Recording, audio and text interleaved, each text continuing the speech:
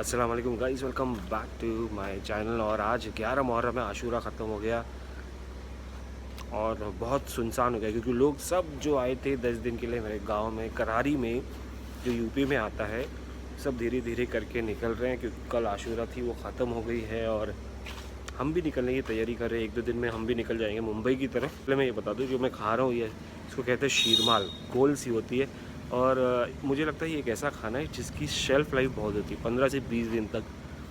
तो अभी भी टेस्टी है, कुछ ही दिन पहले बनी है, बहुत दिन तक आप रख सकते हैं, फ्रिज में रख देंगे तो और खा सकते हैं, और ठंडी होती है तो और मज़ेदार होती है। मगर अगर मैं बात बताऊँ तो ये देखिए,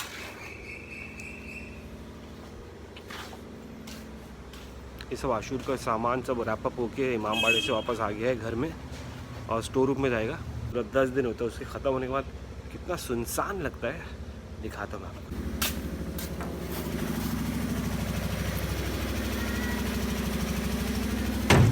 देखिए यहाँ पे सबील थी तो निकल गई, और ये आलम देखिए लंबा सा आलम का फ्लैग निकल गया, सिर्फ झंडा है तो वो यहाँ हुसैन लहरा रहा है। यहाँ से चलता है सीधा। देखिए इसको कहा जाता है बड़ा इमाम बाड़ा, तो सबसे पहला आता है। और ये सब बंद हो गए, ऊपर भी सब सुनसान हो गए, कुछ सन्नाटा दिखेगा हर जगह। ये देखिए 10 दिन की रौनक जो रहती है वो चली जाती है। एक लास्ट मजलिस होगी, छोटी सी होगी, ज़्यादा लोग नहीं रहेंगे, सब अपने अपने गाँव चले गए, हम मगर करके जाएंगे।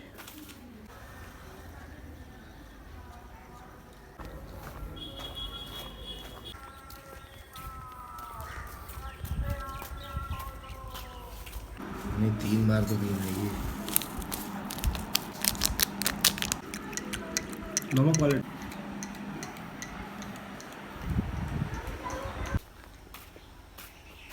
देखिए वो मस्जिद कितनी खूबसूरत लग रही है घरों के बीच में। और ये जो है एक टाइम पे हुआ करता था तालाब, बट ये पता नहीं अभी खेत कैसे हो गया। It used to be a pond small.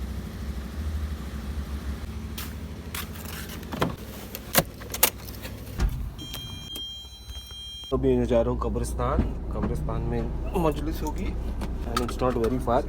I don't know why we are taking the car, but ज़रूरत पड़ने पर।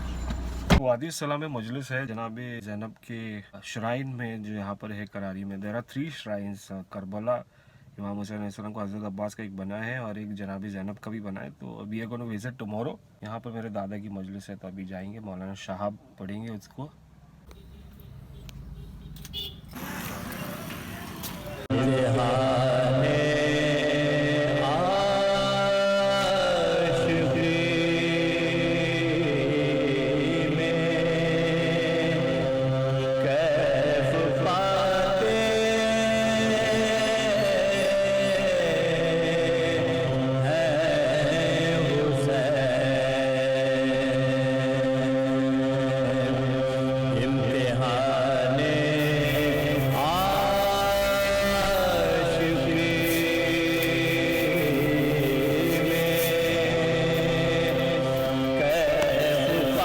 Usually people forget their relatives or people who pass away from this world, but यहाँ पर हम भूलते नहीं। आप देख सकते पीछे मेरे मामा अपने दादा और चाचा और बाकी सब रिलेटिव्स की कब्र को कितना ख्याल रखते हैं। I also wonder about people who have died or who have passed away from this world. कितना सुकून रहता होगा दुनिया की हसल बसल से फ्री होके। और obviously without deeds, without good deeds, obviously everybody is accountable. Isliye it's important to do good deeds, never to harm people, never to hurt people.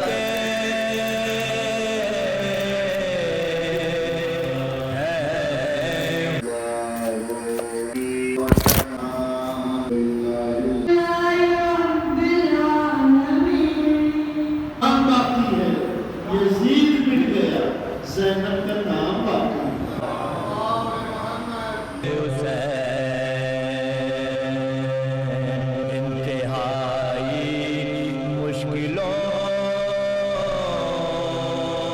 Maybe it's too good and it's too juicy.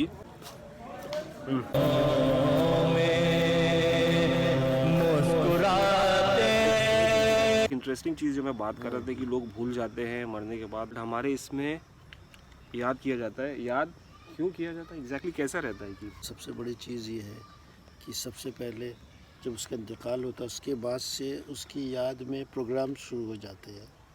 और चूँकि सवाल मोहम्मद के मोहब्बत में इनका इंतकाल हुआ होता है, तो जब तक उनका नाम ज़िंदा है तब तक सारे जो है वो नाम उसमें चलते रहते हैं। कब्रों पे जाने के बाद में वहाँ पर जो है उनको याद करता है, सूरह फातिहा पढ़ता है। भूल जाते हैं मरने के बाद लोग, हमारे इसमें याद रखते हैं there is world after this world. But बहुत इंटरेस्टिंग चीज़ है कि हम कैसे याद रखते हैं। देखिए, हमारे यहाँ जो सबसे बड़ी बात है मज़हब इस्लाम में as a whole, specially in Shia community, हमारे यहाँ कोई भी इंसान मरता नहीं है, उसका इंतकाल होता है। जब वो वजूद में आ जाता है तो जब तक क़यामत नहीं आ जाएगी तब तक उसका वजूद फ़ना नहीं होता है। इसीलिए जब वो ज़िंदा रहता है तो ख़ुद अपने लिए नेक अमाल और अच्छे काम करता है, अल्लाह के हुक्म की पाबंदी करता है।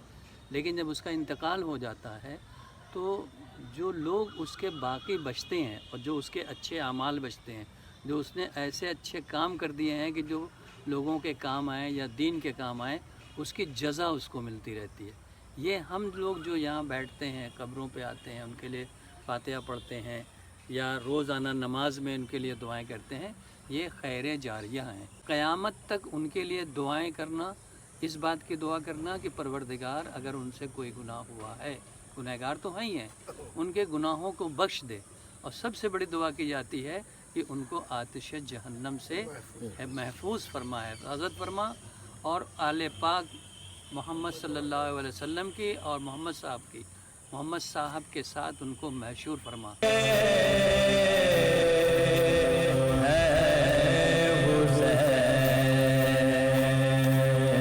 भाई शिराज के साथ बैठा हूँ यहाँ पर और मैं इनको पूरा क्रेडिट देना चाहता हूँ। हमारे मामबाड़े में जितना भी काम किया इन्होंने ज़बरदस्त काम किया। मेरे मामू के लड़के, ऑफकोर्स शहबाज भी थे इनके साथ, बट इनके लेवल की एनर्जी कोई मैच नहीं कर सकता है, मैं भी मैच नहीं कर सकता। कल आपने देखा क्लिप्स आ रहा था मैंने आपका वीडियो, इतना एनर्जी और इतना पैशन कहाँ से लाते हुए मामू की वजह से, मामू की वजह इतना से इतना काम लेते हैं आपसे।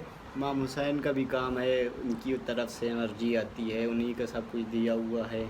और उनकी उस चाह में अपने आप वो हिम्मत और जज्बा अपने आप आता है कि उनसे उनके काम और उनके उसमें करने का एनर्जी आती है। यार आपकी एज क्या है? मेरी एज 18 ईयर्स। 18 ईयर्स में और इतनी बड़ी बड़ी बातें कैसे कर लेते हैं आप? अब इसी माहौल में रहे हैं, बड़ी बड़ी बातों पे बड़ी सोची, बड़ी सोच, अच्छी माहौल का भी असर होता है। हमारे करारी का वही माहौल है और घर का फ़िक्र भी उसी तरह की सोच, हर चीज़, इमाम बाड़ा, मस्जिद, ये सबको देखते हुए उसी तरह की फ़िक्र भी हो जाती है। बच्चों की, हमारी, बड़े, किसी की भी वो फ़िक्र मैच कर जाती है इस करारी के माहौल से। चलिए 18 साल के हो गए आप, बहुत अच्छी बात की आपने। आप वोट किसको देंगे अगले साल? ये तो वक्त बताएगा। तो मैं शहाब साहब से पूछना चाहता हूँ जो मौलाना है, ऑफकोर्स मेरे कज़िन ब्रदर भी है। मौलाना साहब पहले तो ये बताइए, 5 मजलिस पढ़े हैं आपने ये सीज़न? जी, दिन में कभी 3 थी, अशरे की मजलिसें तो 3 थी, मगर उसके बावजूद जो ताबूत की और इधर उधर की मजलिसें हो जाती थी, उनको मिला करके तकरीबन 4 या 5 मजलिसें रोज़ की रही हैं। एवरेज 5 मजलिसें? जी, एवरेज 5 मजलिस। क्या प्रोसेस रहता है एक मजलिस तैयार करने को? क्योंकि 5 मजलिस एक साथ, कंटेंट भी चाहिए आपको, फिर इसके साथ साथ मतलब प्रिपरेशंस क्या रहते हैं आपके? इसको प्रिपरेशन के लिए हम ख़ुद जब ईरान में थे तो हम मुसलसल इम्तहानात के बाद लाइब्रेरी जा कर के किताबें देख कर के अपनी बुक में सारी चीज़ें जो है लिख रहे थे कि एक मर्तबा का तैयार रहे कि अगर कोई कह दे कि मजलिस पढ़नी है तो उस पर निगाह डाल करके एक मजलिस तैयार की जा सके। वरना अगर यहाँ पर कहा जाए मुहर्रम में तो टाइम बिल्कुल नहीं होता कि मजलिस की तैयारी की जाए। इसीलिए ख़ासकर मुहर्रम के लिए तैयारी पहले से करके आते हैं। तकरीबन 1.5 महीने 2 महीने जो है मुसलसल लाइब्रेरी गए हैं ताकि अशरा उला की तैयारी हो सके। इसलिए कितनी देर लाइब्रेरी में बैठते हैं? हम सुबह 8:30 बजे से लेकर के 12 बजे तक लाइब्रेरी में रहते थे, ताकि जो आवाम तक पहुंचाना है वो बहुत बेहतरीन चीज़ हो, अच्छी चीज़ हो, इल्मी चीज़ हो। दूसरी बात ये एक चीज़ मैंने देखा है मौलाना साहब आपको कि आप कुछ घोल के पी रहे थे, वो क्या था?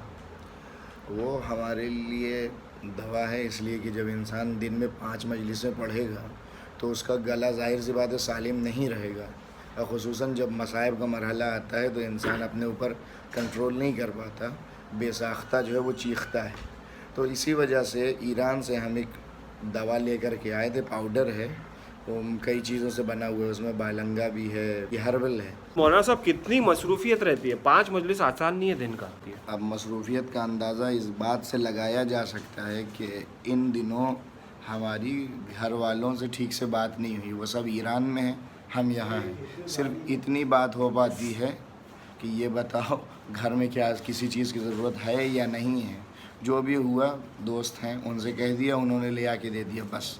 बाकिया तकरीबन 4 दिन से हमने अपनी बेटी को नहीं देखा है, बात नहीं हुई है ऑनलाइन कि मसलन देख लें क्या है, किस तरह से है, कैसी है। नहीं कि टाइम नहीं है, बात करने के लिए टाइम नहीं है। इधर से आए उधर मजलिस चले गए, ख़ुद मजलिस में शिरकत भी करनी है, जो पढ़नी है उसके लिए जो है बहरहाल एक मरतबा मसवदा तो देखना ही पड़ता है। तो बिल्कुल टाइम मसरूफियत नहीं बहुत है जी।